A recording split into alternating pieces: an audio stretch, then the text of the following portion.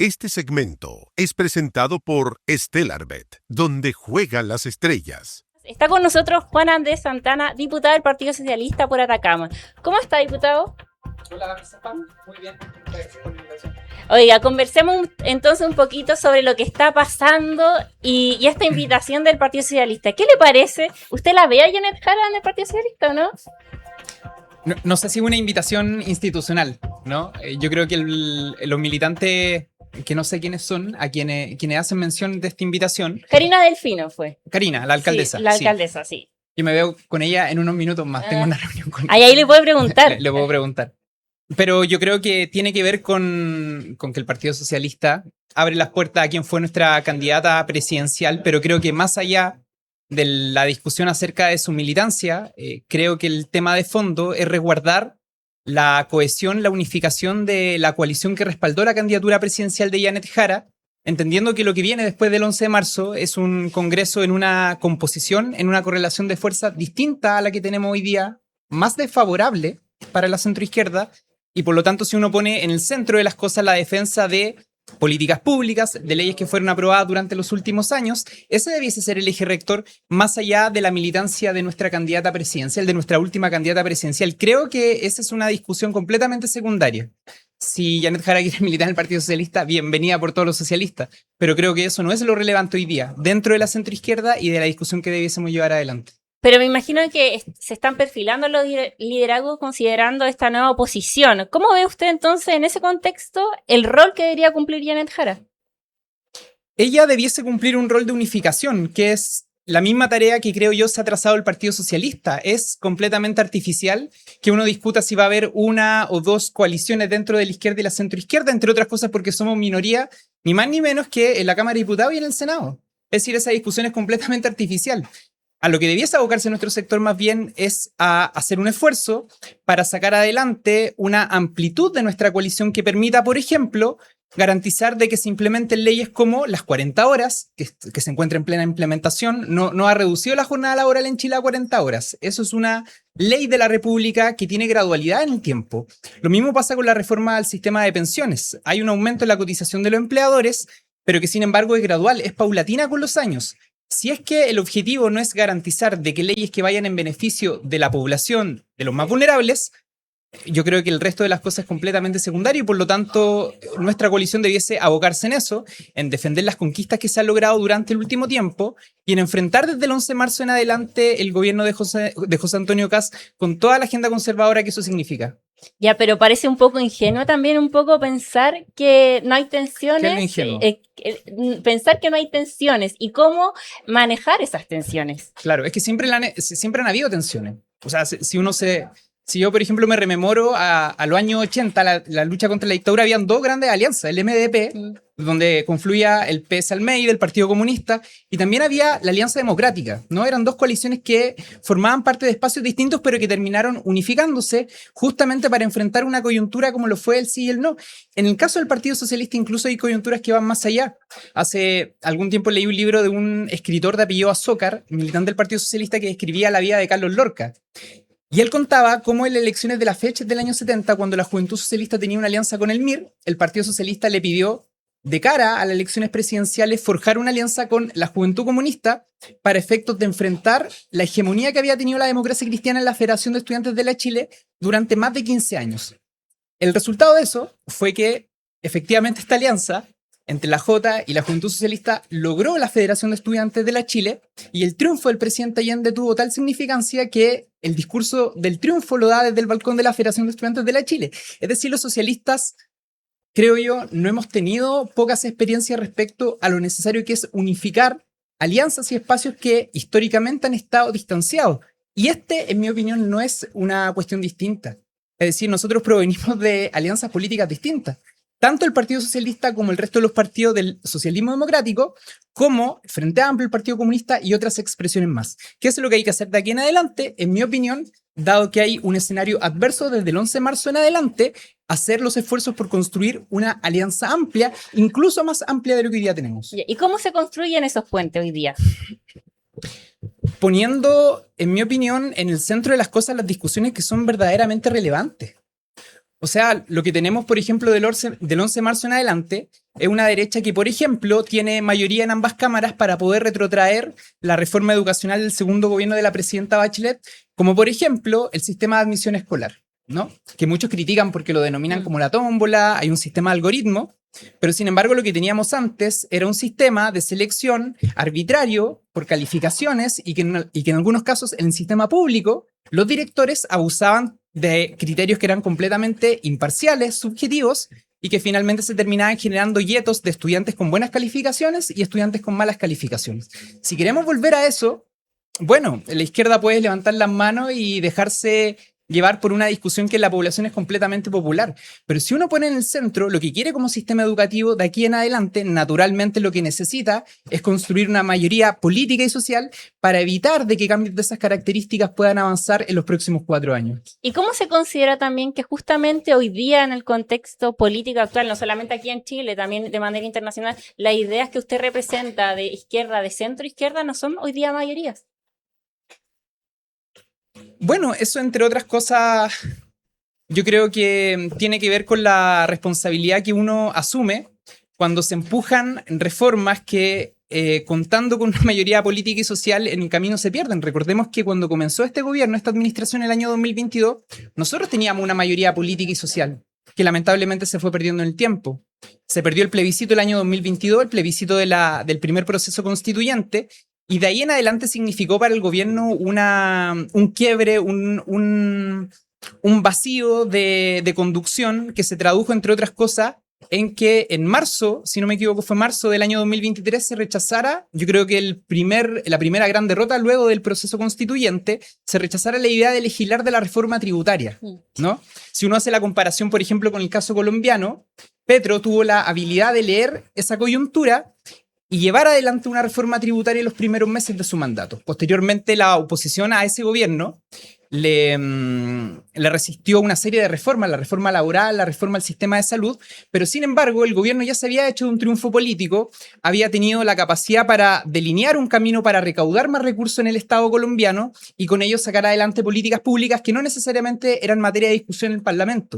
Bueno, eso lamentablemente no se hizo en Chile, significó entre otras cosas que muchas de las cosas que nosotros íbamos a sacar adelante, para ponerte un ejemplo, Josefa, el pago de la deuda histórica de los profesores. ¿A quién no le hubiese gustado que allí se hubiese pagado a la totalidad el monto inicial y ojalá de una sola vez? Y el resultado de eso, dado que el Estado chileno, producto del rechazo de la reforma tributaria, no fue capaz de recaudar la cantidad de recursos necesarios para empujar una política pública como esa, es que se le está pagando a los profesores en 2 cuotas por segmento de edad y de aquí al año 2029 al año 2030.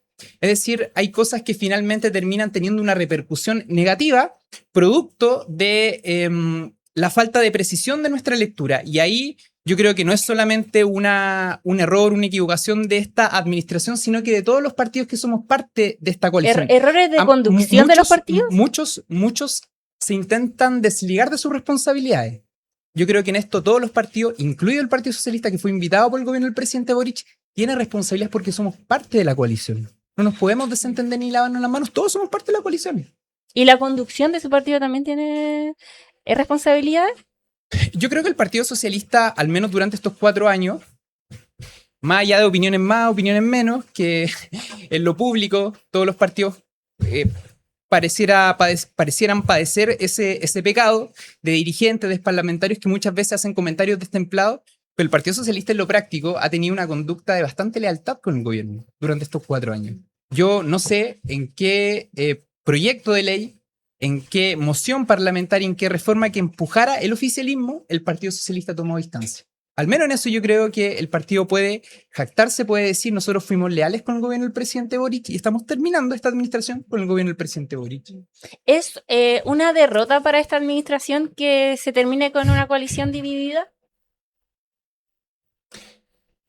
Yo no sé si la coalición está dividida. Quiero partir por eso. Yo creo que no ayuda que, por ejemplo, a propósito del fallo del caso del diputado electo Gustavo Gatica, pero sin tener sentencia final, algunos partidos hayan intentado, algunos parlamentarios más bien, porque no hubo una visión institucional, hayan intentado sacar provecho político de ello, en circunstancias que el propio ministro de Justicia dijo que no había una garantía, un piso para decir, este caso está vinculado directamente con la aprobación de este proyecto de ley. El ministro de Justicia del Partido Comunista. En segundo lugar, yo creo que tampoco ayuda el que se hagan reuniones por parte de partidos políticos dejando afuera a otros partidos que son parte de esta administración. Nosotros, Josefa, debo decirlo también, nunca hemos estado por las exclusiones. Y quiero recordar que la última elección presidencial, cuando competimos en candidaturas presidenciales distintas, Gabriel Boric por Apruebo Dignidad y Anna Proboste, que terminó siendo la candidata del resto de los partidos de la centroizquierda, nosotros bregamos y tuvimos una negociación en donde estuvieron los dirigentes del Partido Comunista y del Frente Amplio la noche de las inscripciones. Lo que finalmente no prosperó, inscribieron ellos una primaria dejándonos fuera. Sin embargo, nosotros hemos estado siempre por romper con las exclusiones. De hecho, cuando el Partido Comunista no tenía diputados, luego, digamos, de la recuperación de la democracia, yo también quiero recordar que fue allí cuando el Partido Socialista lideró y promovió un pacto por omisión, que permitió, entre otras cosas, que el posterior diputado Hugo Gutiérrez fuera electo en Iquique, Lautaro Carmona en Atacama, y el entonces también electo diputado Guillermo Tellier en el actual Distrito 13. Es decir, hemos promovido históricamente la ruptura de la exclusión política en el sistema institucional chileno. Sin embargo, yo creo que lo que ocurrió anteriormente, este caso de la elección presidencial, dejó heridas en algunos de nuestros socios, que yo creo que hay que superar. Son heridas que quedan en el pasado, que son parte de la historia, pero naturalmente hoy día lo que nos debiésemos abocar es a entender que somos minoría, en primer lugar, en ambas cámaras, en lo político, en lo social. Tú bien decías recién que tenemos una derrota cultural, la elección presidencial así lo dejó ver, y yo creo que lo peor, lo último que uno debiese pensar cuando es derrotado, es justamente dividir la coalición de la cual uno es parte. Eso es de sentido común, es de lógica. Y por lo tanto yo creo que quienes promuevan esa idea, esa tesis por parte de ambas partes, yo creo que están en un error. Diputado, usted recientemente hablaba de esta derrota cultural y el presidente electo se encuentra en una gira internacional en Europa donde instaló la idea de batalla cultural nuevamente. ¿Qué lectura hace usted entonces de que se instale este marco ideológico a nivel internacional? Él tiene una ambigüedad porque yo creo que ha intentado en Chile tomar distancia de la coalición que inicialmente lo respaldó. Y esto se traduce, por ejemplo, en la designación de sus ministros y ministras. Poca participación de partidos políticos, poca participación de las coaliciones que lo respaldaron, harto independiente, harta gente proveniente de medios de comunicación, harta gente sin experiencia, que es algo de lo cual él se jactó durante la campaña, y por lo tanto es evidente que en el caso del país él intenta hablarle a otro mundo, intenta moderar su discurso. Pero claro, como tiene una tensión de la extrema derecha que lo está permanentemente invadiendo, tensionando, hace gestos de este tipo. Y él, cuando además el presidente Boric anuncia la candidatura a la Secretaría General de la ONU de la presidenta Bachelet, califica esa designación, y con todo su partido, lo califica como un descriterio producto de que hay otras prioridades a razón, digamos, de los incendios que están ocurriendo en el sur del país. Y sin embargo, 3 doritos después, viaja a Europa, se reúne con la extrema derecha europea, con los congresistas, justamente conservadores también, en otra reunión con Víctor Orbán, y naturalmente eso no tiene ninguna lógica. Entiendo que también se iba a reunir con el presidente Vox en España. También, no sé si será hoy o mañana probablemente. Viajaron juntos Viajaron juntos en el avión. Sí. Se subieron una foto a Twitter, si no me equivoco. Bueno, yo creo que esos gestos finalmente son muestra, develan la intención también de esta tensión que vive dentro de su propio sector, pero yo creo que el problema principal, Josefa, lo va a tener desde el 11 de marzo en adelante. Ahí ya no se vive de gestos, ni se vive de testimonio. Ahí el presidente de la República electo va a tener que tomar una decisión respecto a estos temas que estamos conversando. Por ejemplo, en materia tributaria, en materia de vivienda, en materia de reformas al sistema educativo. En todos esos ámbitos, el presidente electo va a tener que tomar una decisión. Y Chile Vamos, la coalición que salió finalmente arrastrada, digamos, igual va a tener que tomar una decisión respecto a cuál es la agenda que va a decidir de ese momento en adelante, al menos durante estos 4 años de administración de Kast.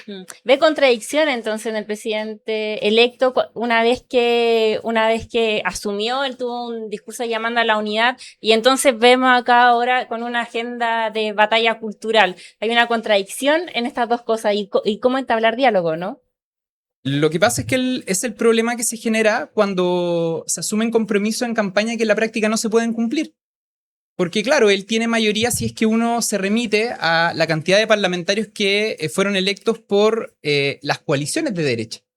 Pero si uno se remite a la coalición de la cual él es parte, particularmente el Partido Republicano es una parte del Parlamento. Aumentó su bancada, eso yo creo que igual hay que reconocerlo. Pero el Partido Republicano es una parte del Parlamento, no es todo. Y el presidente va a tener que tomar una decisión, al igual como el presidente Boric en un momento tuvo que tomar una decisión. El presidente Boric se comprometió en campaña a una serie de reformas, en materia de salud, en materia de ISAPRE. Pero bueno, en el tiempo yo creo que fue verificándose que gobernar no es fácil, ¿no? A pesar de que algunos creen que gobernar es fácil, gobernar no es fácil. Se gobierna con el Parlamento lo elige la población, sobre todo hoy día en el país que tenemos elección con voto obligatorio. Vota gente que nunca antes votó. Vota gente que no se mueve por las sensibilidades que uno históricamente se movió en política. Y cuando uno gobierna bajo esas circunstancias que tiene que tener, en mi opinión, mayor conciencia respecto a la responsabilidad que significa gobernar y que significa gobernar haciendo mayorías, ¿no? Y cualquier tensión, cualquier crisis naturalmente genera, entre otras cosas, perder mayoría, como ocurrió, por ejemplo, en el segundo gobierno de la presidenta Bachelet, en donde también había mayoría política y social, pero lamentablemente en el tiempo y en algunas reformas se vio plasmado que esa mayoría se perdió y que algunos parlamentarios o algunos partidos políticos particularmente retrocedieron de su afán inicial de compromiso con el programa de gobierno. ¿Cuál es su mayor preocupación en materia legislativa que pueda plantear el gobierno de José Antonio Kast?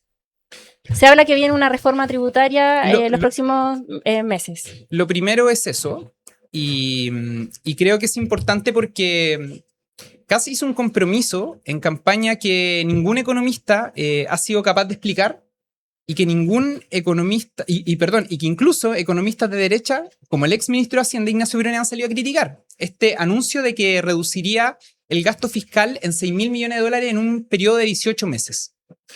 El Ministerio de Hacienda, Josefa, constituyó un órgano para la reducción del gasto fiscal, ¿no? Un órgano autónomo, una especie de consejo asesor, que propuso, entre otras cosas, que si dependía de la reducción de funcionarios y funcionarias en el Estado, que es lo que siempre se critica, el máximo al que puede llegar el gobierno son $750 millones.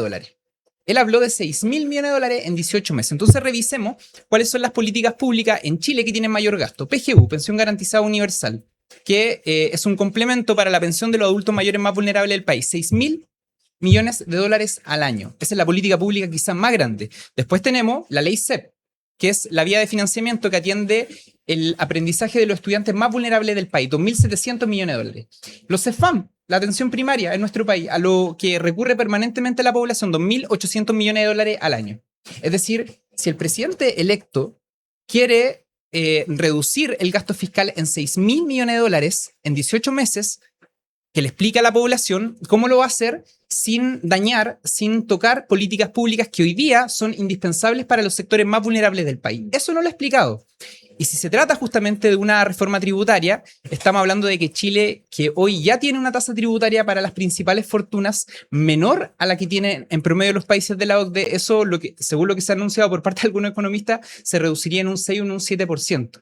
Eso, en mi opinión, es un despropósito completo. Es decirle al país que las personas que tienen más dinero en Chile, una sociedad que ya tiene una distribución de la riqueza completamente desigual, va a acentuarse durante los próximos años, precisamente para poder facilitar las cosas, y si uno además lo complementa con otras cosas como la ley de permisología, como los permisos sectoriales, evidentemente es la principal preocupación, en mi opinión, porque tiene que ver con la distribución de la riqueza. Después hay otras cosas, ¿no? Yo te mencionaba al principio las leyes laborales, por ejemplo, que se encuentran en plena implementación. Reducción de la jornada laboral, salario mínimo, reforma al sistema de pensiones. Todas esas reformas tienen de la mano la obligación por parte del gobierno de implementarlas, ¿no? Si no se implementan esas reformas, fracasan en la práctica. ¿Y usted cree que hay riesgo? Y ahí el rol supervigilante del Parlamento de fiscalizar la correcta implementación de normas que fueron aprobadas democráticamente. ¿Es justo que el presidente de la República tenga una opinión crítica respecto a esa reforma? Es justo. Pero el presidente tiene canales para cambiarlas, que es el Parlamento, y eso tiene que decírselo al país. Pero algo muy distinto es intentar socavar leyes a través de otra vía. Por ejemplo, aborto en 3 causales. El presidente ha dicho o ha anunciado de que no va a presentar un proyecto de ley para retrotraer. Pero ¿qué pasa, Josefa, si el presidente de la República decide indirectamente reducir el presupuesto para una ley de esas características? La termina desmantelando. Es decir, hay vías administrativas con las cuales el gobierno puede socavar leyes que fueron aprobadas democráticamente. Y en eso es en donde yo creo que el Parlamento debe tener mucha atención.